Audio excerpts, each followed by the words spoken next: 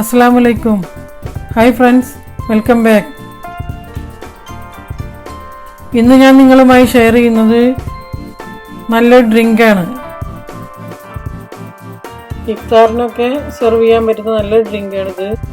അതുപോലെ തന്നെ ചൂട് കാലത്ത് ഡ്രിങ്ക് കുടിക്കുന്നത് വളരെ നല്ലതാണ്. ശരീരത്തെ തണുപ്പിക്കാൻ പറ്റുന്ന നല്ലൊരു ഡ്രിങ്കാണിത്. ഇപ്പോൾ തന്നെ നിങ്ങൾക്ക് മനസ്സിലായിട്ടുണ്ടാവും ഇതെന്താണെന്ന്. ഡൈജഷനും ഇത് വളരെ നല്ലതാണ്. അപ്പോൾ ഇന്നത്തെ റെസിപ്പി ആരോറൂട്ട്, അതായത് കൂവ കാച്ചിയത്.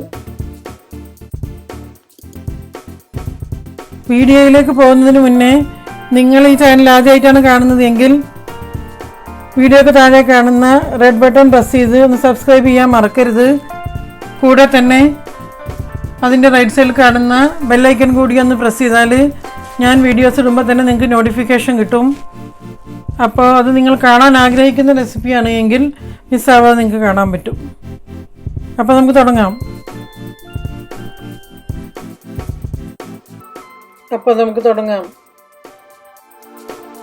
അതിനു വേണ്ടി ആദ്യം 1 ടീസ്പൂൺ ബേസിൽ സീഡാണിത്, സബ്ജ സീഡ്.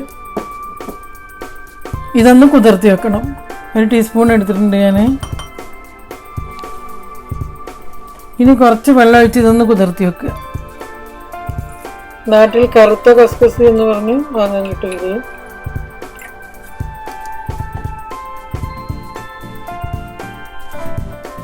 ഒരു 1/2 കപ്പ് വെള്ളം വേണ്ടി വരും. ഇനി ഇതൊന്ന് കുതിരട്ടിരുന്നിട്ട് അപ്പോഴേക്ക് നമുക്ക് ബാക്കിയുള്ള കാര്യങ്ങൾ ചെയ്യാം. വെള്ളം ഒഴിച്ചതിന് ശേഷം ഒന്നിങ്ങനെ മിക്സ് ചെയ്ത് കൊടുത്താൽ നന്നു കേട്ടോ. അപ്പോൾ സബ്ജ സീഡ് അവിടെ കുതിർന്ന് വരട്ടെ. അപ്പോഴേക്ക് നമുക്ക് കുവ കാച്ചെടുക്കാം. അതിനു വേണ്ടി ഒരു സോസ് പാൻ അടുപ്പിൽ വെച്ച് അതിലേക്ക് 2 ഗ്ലാസ് പാലൊഴിച്ച് കൊടുക്കുക.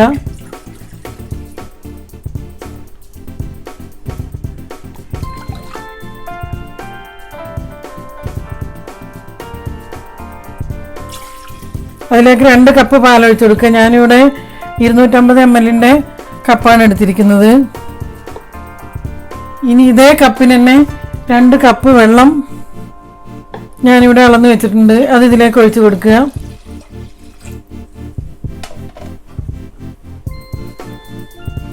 അതിനുശേഷം നന്നായി ഒന്ന് ഇളക്കുക.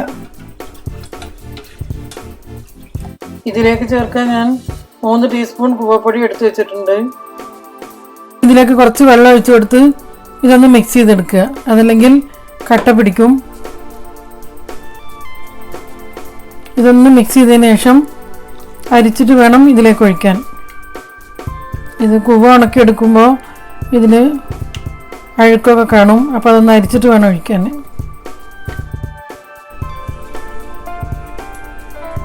ഇപ്പോൾ കൂവപ്പൊടി വെള്ളത്തിൽ ഞാൻ നന്നായി മിക്സ് ചെയ്തെടുത്തിട്ടുണ്ട്.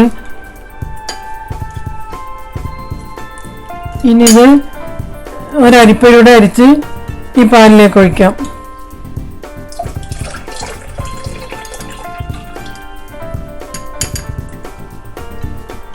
അതിനുശേഷം നന്നായി ഒന്ന് ഇളക്കി കൊടുക്കുക. എന്നിട്ട് ഫ്ലെയിം ഓൺ ചെയ്യുക. കൂവപ്പൊടി ഒട്ടും കൂടി പോകരുത്. അറിയാലോ, കൂവപ്പൊടി പെട്ടെന്ന് കട്ടായി പോവും. അതുകൊണ്ട് ഒട്ടും കൂടി പോകരുത്. പറഞ്ഞ അളവിന് തന്നെ എടുക്കണം. നിങ്ങൾ കൂടുതൽ ഉണ്ടാക്കുന്നുണ്ടെങ്കിൽ ഡബിൾ ചെയ്താൽ മതി. ഇനി ഇത് കൈയെടുക്കാതെ ഇളക്കി തിളപ്പിച്ച് വേവിച്ചെടുക്കണം.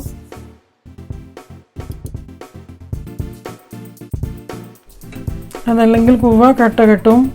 ശ്രദ്ധിക്കുക. എനിക്കൊക്കെ ഭയങ്കര ഇഷ്ടമാണ് ഈ ഡ്രിങ്ക്. അതുകൊണ്ട് തന്നെ നോമ്പിന് എപ്പോഴും ഞങ്ങൾ ഈ ഡ്രിങ്ക് ഉണ്ടാക്കാറുണ്ട്. അതുപോലെ തന്നെ സമ്മറിലും.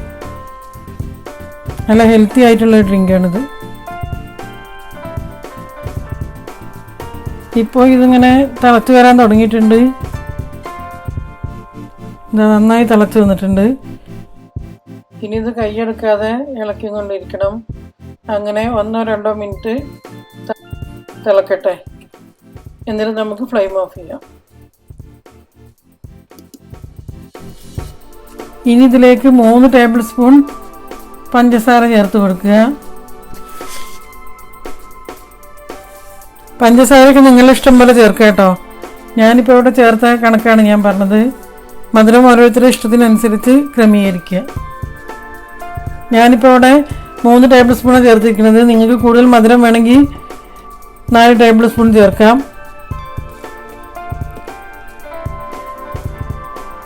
വെള്ളം പാലും കൂടി 4 ഗ്ലാസ് എടുത്തിട്ടുണ്ട്. അപ്പോൾ വേണമെങ്കിൽ 4 ടേബിൾ സ്പൂൺ പഞ്ചസാര ചേർത്ത് കൊടുക്കുക. അത് നിങ്ങളുടെ ഇഷ്ടമാണ്. ഇനി ഇതിലേക്ക് 1 നുള്ളു ഉപ്പ് കൂടി ചേർത്ത് കൊടുക്കുക. അതിന് ശേഷം നന്നായി ഒന്ന് മിക്സ് ചെയ്യണം.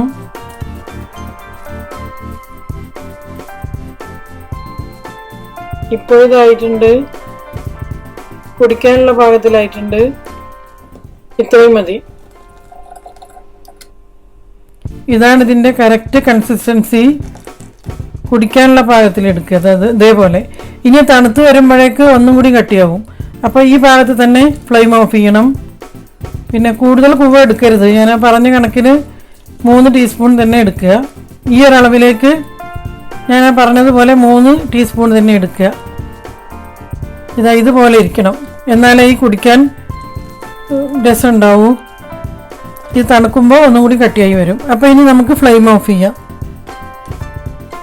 ഫ്ലെയിം ഓഫ് ചെയ്തതിന് ശേഷം ഇതിലേക്ക് 1/4 ടീസ്പൂൺ ഏലക്കാപ്പൊടി ചേർത്ത് കൊടുക്കുക.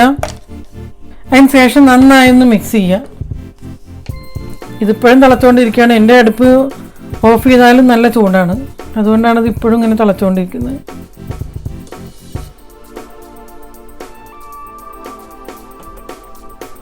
അപ്പോൾ കണ്ടോ, ഞാൻ ഒന്നും കൂടി കാണിക്കുന്നത് കണ്ടോ, ഇതുപോലെ ഇരിക്കും. ഇങ്ങനെ കുടിക്കാൻ പാകത്തിലിരിക്കും. ഇത് തണുത്ത് കഴിഞ്ഞാൽ ചെറുതായി ഒന്നും കൂടി കട്ടിയാവും. അപ്പോൾ കറക്റ്റ് പാകമായിരിക്കും. ഇനി നന്നായി തണുക്കട്ടെ, അതിനുശേഷം സെർവ് ചെയ്യാം. നിങ്ങൾക്ക് വേണമെങ്കിൽ ഫ്രിഡ്ജിൽ വെക്കാം കേട്ടോ. ഞാൻ ഫ്രിഡ്ജിലൊന്നും വെക്കുന്നില്ല. ഞാനിത് തണുത്തതിന് ശേഷം സെർവ് ചെയ്ത് കാണിക്കാം. ഇനി ഞാൻ സെർവ് ചെയ്ത് കാണിക്കാം. ആദ്യം നമ്മൾ നേരത്തെ കുതിർത്തി വെച്ചിരുന്ന സബ്ജാ സീഡ് 1 ടീസ്പൂൺ ചേർത്ത് കൊടുക്കുക. 1.5 ടീസ്പൂൺ വരെ ചേർക്കുക, നിങ്ങളിഷ്ടം പോലെ.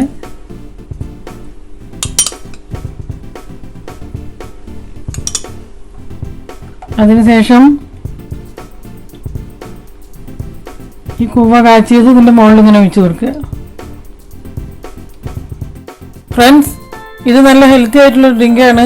നിങ്ങൾക്ക് ഈ വീഡിയോ ഇഷ്ടപ്പെട്ടാൽ തീർച്ചയായും നിങ്ങളിത് ട്രൈ ചെയ്ത് നോക്കണം. എന്നിട്ട് നിങ്ങളുടെ ഫീഡ്ബാക്ക് കമൻറ്റ് ബോക്സിൽ അറിയിക്കുക.